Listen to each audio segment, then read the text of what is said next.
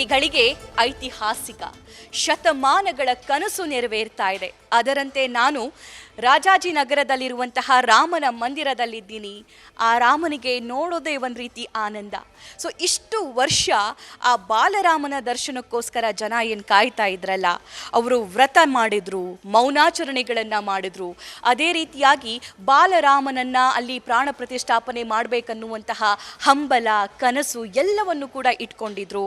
ಆದರೆ ರಾಜಕೀಯವಾಗಿಯೂ ಸರಿಯೇ, ಅದರ ಜೊತೆಗೆ ಕೋರ್ಟು ಕಚೇರಿ ಇದೆಲ್ಲ ಅಲೆದಾಟದ ನಂತರ ಅದರ ಫಲವಾಗಿ ಇವತ್ತು ರಾಮ ಮಂದಿರದ ಪ್ರಾಣ ಪ್ರತಿಷ್ಠಾಪನೆ ಆಗ್ತಾ ಇದೆ.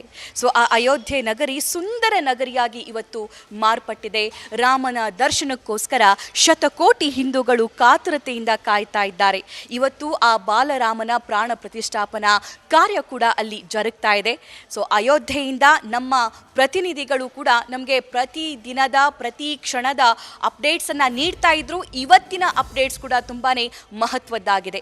ನ್ಯೂಸ್ ಫಸ್ಟ್ ಕೂಡ ಬೆಳಗ್ಗೆ 6 ಗಂಟೆಯಿಂದಲೇ ನೇರ ಪ್ರಸಾರ ಮಾಡ್ತಾ ಇದೆ.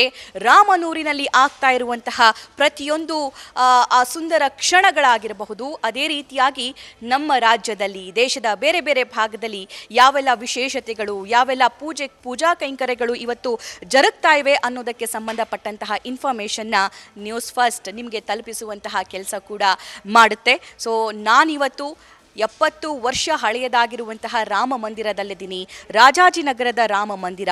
ಸೊ ರಾಮನ ದರ್ಶನವನ್ನು ನಿಮಗೆ ಮಾಡಿಸಿದ್ದಾಯಿತು.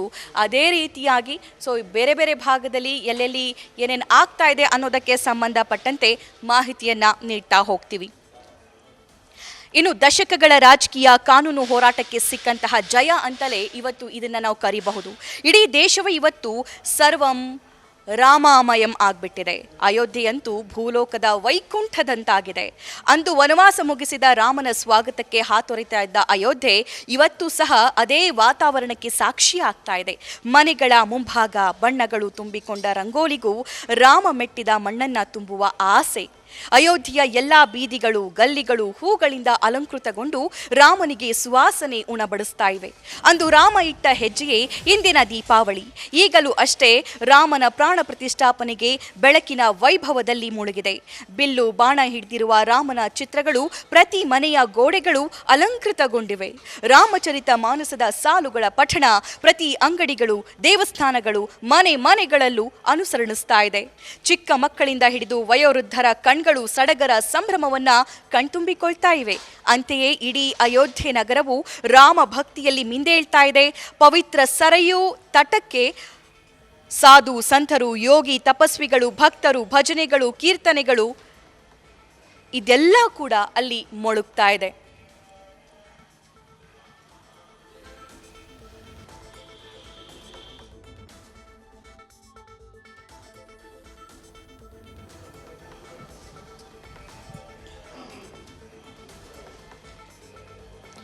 ದೇಶದ ಎಲ್ಲೆಡೆ ಜೈ ಶ್ರೀರಾಮ್ ಅನ್ನುವಂತಹ ಘೋಷವಾಕ್ಯಗಳು ಮೊಳಗ್ತಾ ಇವೆ. ಅದೇ ರೀತಿಯಾಗಿ ಅಯೋಧ್ಯೆಯ ಅಪ್ಡೇಟನ್ನು ನಿಮಗೆ ಕೊಡ್ತಾ ಇದ್ದೀವಿ. ಅಯೋಧ್ಯೆಯಲ್ಲಿ ಆಲ್ರೆಡಿ ಎಲ್ಲ ಪೂಜಾ ಕೈಂಕರ್ಯಗಳು ಕೂಡ ಶುರುವಾಗಿದೆ. ಪ್ರಧಾನಿ ನರೇಂದ್ರ ಮೋದಿ ಅವರ ಆಗಮನ ಆಗಬೇಕಾಗಿದೆ. ಸಾಕಷ್ಟು ಜನ ಗಣ್ಯರು, ಸಾಕಷ್ಟು ಜನ ಈಗ ಅತಿಥಿಗಳು ಅಯೋಧ್ಯೆಗೆ ಬಂದಿಳಿದಿದ್ದಾರೆ. ಇಂದು ಶತಕೋಟಿ ಭಕ್ತರ ಕನಸು ನನಸಾಗುವಂತಹ ಸುದಿನ. ರಾಮನೂರು ಅಯೋಧ್ಯೆಯಲ್ಲಿ ರಾಮ ವಿರಾಜಮಾನವಾಗಿ ಕೂತಿದ್ದಾನೆ. ರಾಮನೂರಿನಲ್ಲಿ ಸ್ವರ್ಗವೇ ಧರೆಗಿಳಿದಂತೆ ಅನುಭವ ಆಗ್ತಾ ಇದೆ. ಮಂದಿರದ ಆವರಣದಲ್ಲಿ ಬಗೆ ಬಗೆಯ ಹೂಗಳ ಚಿತ್ತಾರ, ಮಧುವಣಗಿತ್ತಿಯಂತೆ ಶೃಂಗಾರಗೊಂಡಿದೆ ಅಯೋಧ್ಯ ನಗರಿ.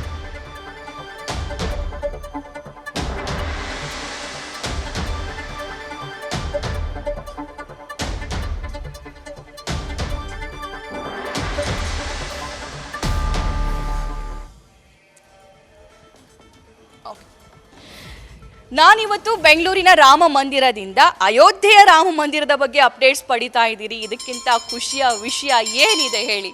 ಸೊ ಅಯೋಧ್ಯೆಯಿಂದ ಅಪ್ಡೇಟ್ಸ್ ಕೊಡೋದಕ್ಕೆ ನಮ್ಮ ಪ್ರತಿನಿಧಿ ಜಗದೀಶ್ ನಮ್ಮೊಂದಿಗೆ ಲೈವ್ನಲ್ಲಿ ಜಾಯಿನ್ ಆಗಿದ್ದಾರೆ. ಜೈ ಶ್ರೀರಾಮ್ ಜಗದೀಶ್, ಹೇಗಿದೆ ಅಯೋಧ್ಯೆ? ಏನೇನಾಗುತ್ತೆ ಇವತ್ತು? ಹೇಗಿದೆ ಅಲ್ಲಿ ಸಿದ್ಧತೆಗಳು?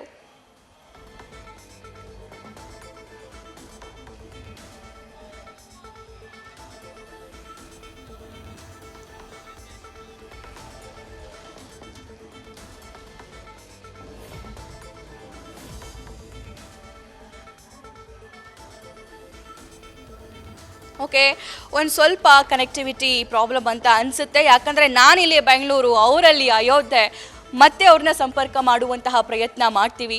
ಸೊ ಇಲ್ಲಿ ಗಮನಿಸ್ತಾ ಇದ್ದೀರಾ, ಬೆಳಗ್ಗೆಯಿಂದಲೇ ತುಂಬ ಸುಂದರವಾಗಿರುವಂತಹ ಅಲಂಕಾರವನ್ನು ಶ್ರೀರಾಮನಿಗೆ ಅಲ್ಲಿ ಮಾಡಲಾಗಿದೆ. ಬೆಳಗ್ಗೆ 3 ಗಂಟೆಗೆ ಈ ಎಲ್ಲ ರಾಮನ ಅಲಂಕಾರ ಎಲ್ಲ ಆಗಿದೆ ಅಂತ ಹೇಳಿದರು.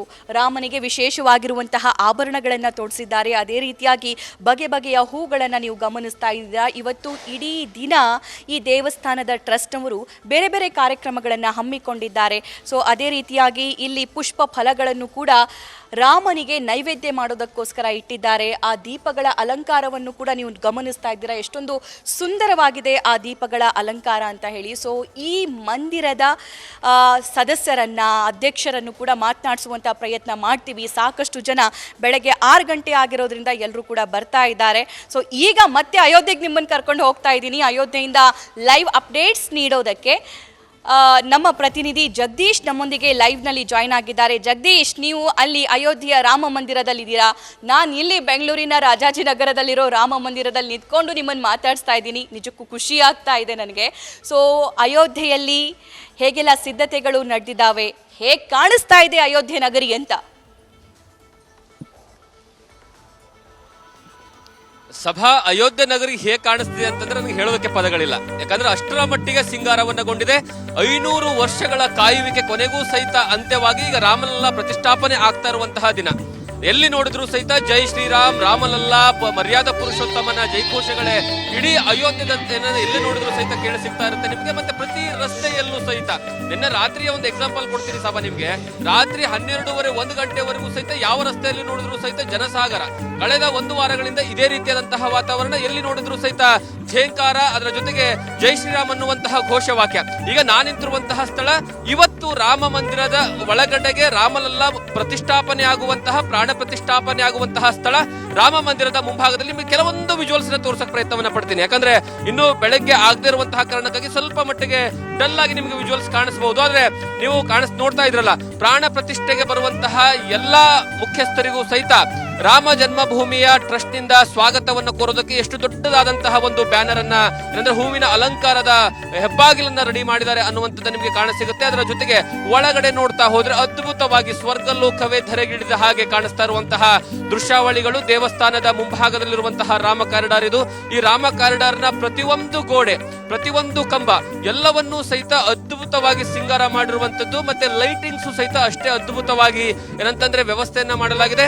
ನೀವು ಪ್ರತಿಯೊಂದು ರಾಮ ಮಂದಿರದ ರಸ್ತೆಯನ್ನ ನೋಡ್ತಾ ಹೋದ್ರೆ, ಪ್ರತಿಯೊಂದು ಮುಖ್ಯ ದ್ವಾರಗಳನ್ನ ನೋಡ್ತಾ ಹೋದ್ರೆ, ಪ್ರತಿಯೊಂದು ಪ್ರಮುಖ ರಸ್ತೆಗಳನ್ನ ನೋಡ್ತಾ ಹೋದ್ರೆ, ಮತ್ತೆ ಜನರಲ್ಲಿರುವಂತಹ ಒಂದು ಜೋಶ್ ಹೇಗಿದೆ ಅಂದ್ರೆ, ಇಷ್ಟು ವರ್ಷಗಳ ಕಾಯುವಿಕೆಗೂ ಸಹಿತ ಕೊನೆಗೆ ನಮ್ಗೆ ಈ ಸಫಲತೆಯ ಭಾವ ಇದೆಯಲ್ಲ, ಅಂದ್ರೆ ಆ ಖುಷಿ ಇದೆಯಲ್ಲ, ಈ ಖುಷಿಯನ್ನ ಪಡ್ಕೊಳ್ಳಕ್ ನಾವು ಸತತವಾಗಿ 500 ವರ್ಷಗಳು ಕೇವಲ ನಮ್ಮ ತಲೆಮಾರಲ್ಲ, ಬರೋಬ್ಬರಿ 8 ರಿಂದ 9 ತಲೆಮಾರು ಕಾಯ್ಬೇಕಾಯ್ತಲ್ಲ ಅನ್ನುವಂತಹ ಒಂದು ರೀತಿಯಲ್ಲಿ ಏನಂದ್ರೆ ಅವರ ಮುಖದಲ್ಲಿರುವಂತಹ ಒಂದು ಖುಷಿ, ಆ ಮುಖದಲ್ಲಿರುವಂತಹ ಭಾವ, ಮತ್ತೆ ಅದರ ಜೊತೆಗೆ ಏನೋ ಶ್ರೀರಾಮನ ದರ್ಶನಕ್ಕೆ ಏನಂದ್ರೆ ಒಂದು ಮಂಗ ಸಹಿತ ಕೂತ್ಕೊಂಡು ಹೆಬ್ಬಾಗಿಲಲ್ಲಿ ಕೂತ್ಕೊಂಡು ಇಷ್ಟು ಬೆಳಿಗ್ಗೆ ಏನಂದ್ರೆ ರಾಮನಿಗೆ ಏನೋ ಬರಮಾಡಿಕೊಳ್ಳೋದಕ್ಕೆ ಕಾದು ಕೂತಿರೋ ಹಾಗಿರುವಂತಹ ಚಿತ್ರಣಗಳಿದಾವಲ್ಲ, ಇದು ತುಂಬಾ ಮನಸ್ಸಿಗೆ ಮುದವನ್ನ ಕೊಡುವಂತದ್ದು. ಮತ್ತೆ ಈ ರೀತಿಯ ವೈಭೋಗ ಅಯೋಧ್ಯೆ ಯಾವತ್ತೂ ಸಹಿತ ಕಂಡಿಲ್ಲ.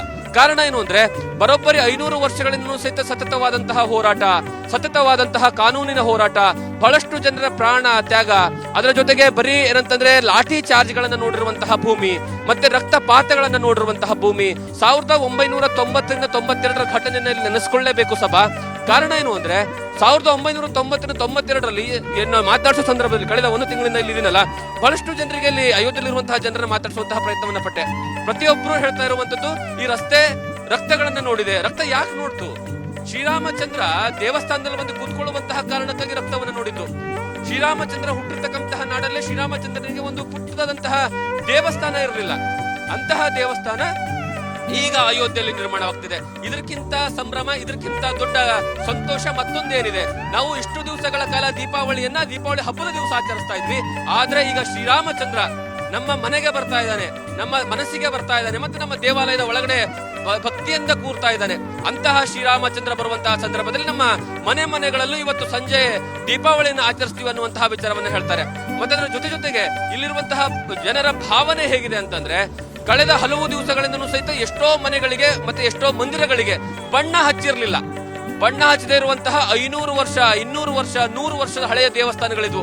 ಆದ್ರೆ ಈ ಬಾರಿ ಏನಂತಂದ್ರೆ ಇವತ್ತಿನ ಒಂದು ಶುಭ ಸಂದರ್ಭಕ್ಕಾಗಿ ಬಹಳಷ್ಟು ಜನ ತಮ್ಮ ಮನೆಗಳನ್ನ ರಿನೋವೇಷನ್ ಮಾಡ್ಕೊಂಡಿದ್ದಾರೆ, ಮನೆಗಳಿಗೆ ಬಣ್ಣ ಹಚ್ಚುವಂತಹ ಕೆಲಸವನ್ನ ಮಾಡಿದ್ದಾರೆ. ದೇವಾಲಯಗಳಲ್ಲಿ ಕಳೆದ 1 ವಾರಗಳಿಂದ ಯಾವತ್ತು 16ನೇ ತಾರೀಕಿಗೆ ಪ್ರಾಣ ಪ್ರತಿಷ್ಠಾಪನೆಯ ಮೊದಲ ಪೂಜಾ ಕೈಂಕರ್ಯ ಶುರು ಆಗುತ್ತಲ್ಲ, ಅವತ್ತಿಂದನೂ ಸಹಿತ ಇಲ್ಲಿಯವರೆಗೆ ನಿರಂತರವಾಗಿ ಪೂಜೆಗಳು ನಡೀತಿದ್ದಾವೆ, ಹೋಮ ಹವನಗಳು ನಡೀತಿದ್ದಾವೆ, ಮತ್ತೆ ಪಾರಾಯಣಗಳು ನಡೀತಿದ್ದಾವೆ. ಅದರ ಜೊತೆಗೆ ಬಹಳಷ್ಟು ಏನಂದ್ರೆ ಸಂಭ್ರಮಾಚರಣೆ ನಡೀತಿದೆ. ಪ್ರತಿ ರಸ್ತೆಯಲ್ಲೂ ಸಹಿತ ಎಷ್ಟೋ ಜನ ಬಂದು, ಲಕ್ಷಾಂತರ ಜನ ಬಂದು ಇವತ್ತು ಅಯೋಧ್ಯೆಯಲ್ಲಿ ಕೂತ್ಕೊಂಡಿದ್ದಾರೆ. ಪ್ರಧಾನಿ ನರೇಂದ್ರ ಮೋದಿ ಅವರು ಯಾವುದೇ ಕಾರಣಕ್ಕೂ ಬರಬೇಡಿ, ನಿಮ್ಗೆ ಏನಂದ್ರೆ 22ನೇ ತಾರೀಕಿನ ನಂತರ ಬನ್ನಿ ಅಂತಂದ್ರು ಸಹಿತ ನಾವು ಈ ಒಂದು ಗಳಿಗೆಗಾಗಿ ಕಾದು ಕೂತಿದ್ವಿ ಅನ್ನುವಂತಹ ಕಾರಣಕ್ಕಾಗಿ ಬರೋಬ್ಬರಿ 3 ಲಕ್ಷಕ್ಕೂ ಹೆಚ್ಚು ಜನ ಈಗಾಗಲೇ ಅಯೋಧ್ಯೆಯಲ್ಲಿದ್ದಾರೆ ಅನ್ನುವಂತಹ ಮಾಹಿತಿ ಇದೆ. ಮತ್ತೆ ಬಹಳಷ್ಟು ಜನರು ಏನಂದ್ರೆ ರಸ್ತೆಯ ಮೂಲಕವಾಗಿ ನಡ್ಕೊಂಡು ಬಂದಿದ್ದಾರೆ. ನಾವು ಏನೋ ಹೆಂಗ್ ಹುಡುಗರು ಬಂದ್ರೆ ಜೋಶ್ ಇರುತ್ತೆ ಅಂತ ಹೇಳ್ಬೋದು, ಭಕ್ತಿ ಇರುತ್ತೆ ಅಂತ ಹೇಳ್ಬೋದು, ಅಥವಾ ಆ ಒಂದು ಜೋಶಲ್ಲಿ ಬರ್ತಾರೆ ಅಂತ ಹೇಳ್ಬೋದು. ಆದ್ರೆ ನಡೆಯಕ್ಕೆ ಬರ್ದೇ ಇರುವಂತವ್ರು, ವಿಕಲಚೇತನರು ಕ್ಷಣವನ್ನ ಕಣ್ತುಂಬಿಸಿಕೊಳ್ಳಬೇಕು ಅನ್ನುವಂತಹ ಕಾರಣಕ್ಕಾಗಿ ಕಾದು ಕುಳಿತಿರುವಂತಹ ಕ್ಷಣಗಳಿದಾವಲ್ಲ,